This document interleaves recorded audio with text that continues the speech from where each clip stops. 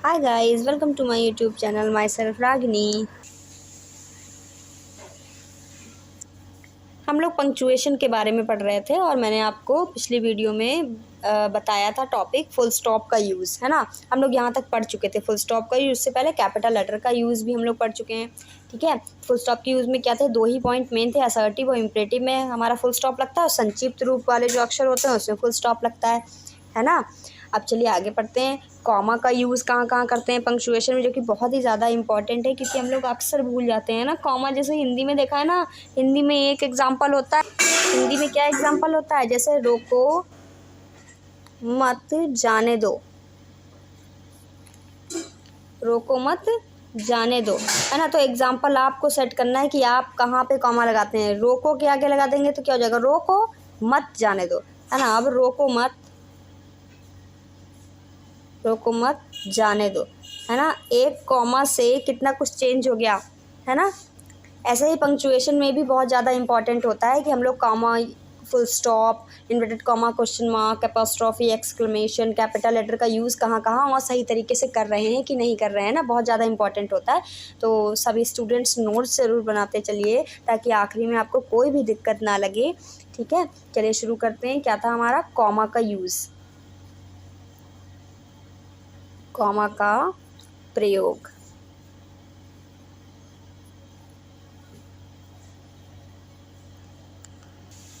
कहाँ लगता है, सबसे पहला पॉइंट तो मैं ये लिखवाऊंगी कि ये एक ही पार्ट्स ऑफ स्पीच में लगता है, एक ही पार्ट्स ऑफ स्पीच के शब्दों में लगता है। ठीक है, एक ही पार्ट्स ऑफ स्पीच के शब्दों में लगता है। लाइक कैसे, जैसे, ओहो पेन ब्लॉक हो गया। शी इज़ ऑनेस्ट, कॉमा लगाएंगे, इंटेलिजेंट एंड सिंसियर, है ना। और एंड के साथ कभी भी कॉमा नहीं लगता, ये आप पॉइंट नोट कर सकते हैं। नोट क्या, एंड के साथ कभी भी कॉमा नहीं लगता। अब एक ही पार्ट सब्स्टिट्यूट, जैसे ये क्या है, इंटेलिजेंट है, ऑनेस्ट है, सिंसियर, ये क्या है, एडजेक्टिव है ना, विशेषता बता रहे हैं। तो विशेषता बता रहे हैं तो उन शब्दों के बीच में क्या लगता है, एक ही पार्ट सब्स्टिट्यूट। नाउन नाउन हो गया, राम सीता, है ना, नाउन नाउन हो गया। फिर प्रोनाउन हो गई, या जो भी हो गया, मतलब जो भी पार्ट्स ऑफ स्पीच होगा हमारा, उसके बीच में हमेशा कैसा, किसका यूज़ करेंगे, कॉमा का यूज़ करेंगे। ओके, नेक्स्ट हमारा क्या है, नेक्स्ट पॉइंट हम कह सकते हैं कि नॉमिनेटिव ऑफ एड्रेस दिखाने के लिए, देखिए, नॉमिनेटिव ऑफ एड्रेस के बाद या पहले, कैसे भाई, कैसे यूज़ करते हैं नॉमिनेटिव। नॉमिनेटिव ऑफ एड्रेस मतलब किसी को नाम लेकर कहना, ठीक है, किसी को जो रिलेशन है उससे बुलाना। जैसे मैं, राम कम हेयर, राम का नाम लेके बुलाया ना, राम कम हेयर, तो राम के बाद क्या लगेगा, comma, Ram come here. Nominative address है ना, इसको नाम लेके बुला रहे हैं, किसी एक रैंडमली जो है लड़के का नाम है, वो क्या है, राम है। ऐसे मैंने लिया, गो देयर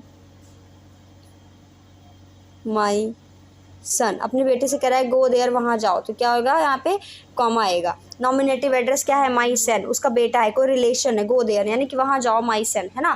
फिर अगला पॉइंट हमारा क्या है, यस या नो के बाद भी आता है कॉमा, यस या नो के बाद, ठीक है, यूज़ करते हैं। यस या नो के बाद भी यूज़ करते हैं किसका, कॉमा का। जैसे yes they will come today, normal sentence, जैसे हाँ वो कल आएंगे, ठीक है। No I don't know, no I don't know, okay. No के बाद कॉमा आ गया, यस के बाद भी कॉमा आ गया। ये पॉइंट आपको लर्न कर लेना है कि यस या नो के बाद हमेशा क्या आ जाता है, कॉमा ज़रूर आता है। एक ये भी होता है कि रिपोर्टिंग वर्ब के बाद भी क्या आता है, कॉमा आता है। अब रिपोर्टिंग वर्ब तो समझ गए होंगे ना, इनडायरेक्ट स्पीच में हम लोग पढ़ चुके हैं कि किसको कहते हैं रिपोर्टिंग वर्ब। जैसे ही सेड, अगर आपका क्लियर नहीं है तो वो टॉपिक ज़रूर पढ़िए आप लोग, मैंने वीडियो अपलोड की है। You are a good boy, he said you are a good boy. देखिए रिपोर्टिंग वर्ब, यह है रिपोर्टेड स्पीच, यह है रिपोर्टिंग वर्ब, उसके बाद हमेशा क्या आएगा, कॉमा आएगा। ओके, अब क्रिया की आवृत्ति रोकने के लिए, क्रिया की आवृत्ति मतलब वर्ब की जो बार बार वर्ब आ रही है ना, उसको रोकने के लिए कॉमा का यूज़ करते हैं। क्रिया की आवृत्ति रोकने के लिए कॉमा का यूज़ करते हैं। क्रिया की आवृत्ति को रोकने के लिए कैसे यूज़ करते हैं भाई, किस तरीके से करते हैं, जैसे हाँ, I ate mango, sorry M capital नहीं बनेगा, काट देती हूँ, mango and Ravi an apple. भाई मैंने जो है आम खाया और रवि ने क्या खाया, एप्पल। अब दोबारा एट ना लिखने के लिए मैंने क्या यूज़ कर लिया, कॉमा यूज़ कर लिया। क्रिया की आवृत्ति को बार बार रोकने के लिए किसका यूज़ कर लेते हैं, कॉमा का यूज़ कर लेते हैं। समझ में आ रहा होगा। देखिए I ate mango and Ravi an apple, Ravi ने क्या खाया, एप्पल खाया, मैंने क्या खाया, आम खाया। तो मैंने जो यहाँ पे दोबारा जो एट आने वाला था वो ना लगा के मैंने किसका यूज़ कर लिया, पंक्चुएशन में कॉमा का यूज़ कर लिया। ओके, जैसे एक सेंटेंस और भी लिख लेते हैं, जैसे he got a book, he got a book and she comma a pen. ठीक है, ओके। नेक्स्ट क्या है, एक क्या लिख देते हैं, हाँ ठीक है, एक क्लॉज से दूसरी क्लॉज को अलग करने के लिए,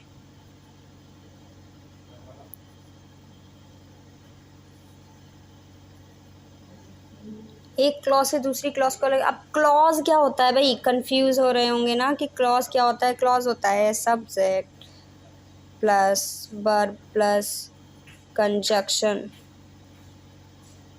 कोई मतलब जोड़ने के लिए, है ना। क्लॉज क्या होता है, subject verb conjunction, subject plus verb हो गया, फिर एक बीच में कंजक्शन लगा होगा, उसके बाद सब्जेक्ट वर्ब ऑब्जेक्ट लगा होगा। नॉर्मल वे में ये क्लॉज कहलाता है हमारा। ठीक है, जैसे मैंने लिख दिया example, it is true, it is true that he is a thief. ये सच है कि वो एक चोर है ना। देखिए subject verb object plus conjunction लग गया, सब्जेक्ट वर्ब ऑब्जेक्ट।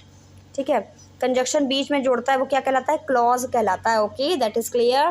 ठीक है, तो दैट है ना, उसके पीछे क्या लगा देंगे, कॉमा लगा लेंगे। It is true comma that he is a thief.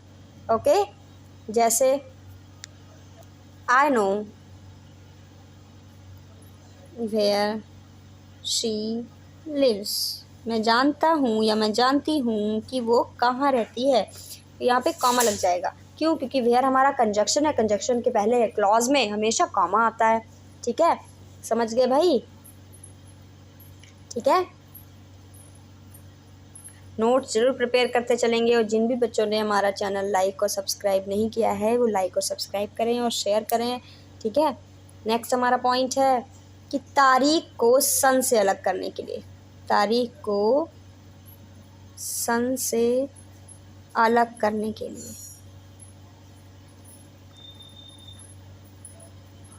ठीक है, कैसे, जैसे अगस्त 10, 1980। ओके, आया समझ में। तब भी हमेशा क्या लगता है, कॉमा का यूज़ होता है। ये तारीख है, सन से अलग कर दिया। ठीक है, जैसे India got freedom on 15 August comma 1947। Okay, बाकी का हम लोग अगली वीडियो में पढ़ेंगे। Thank you for watching.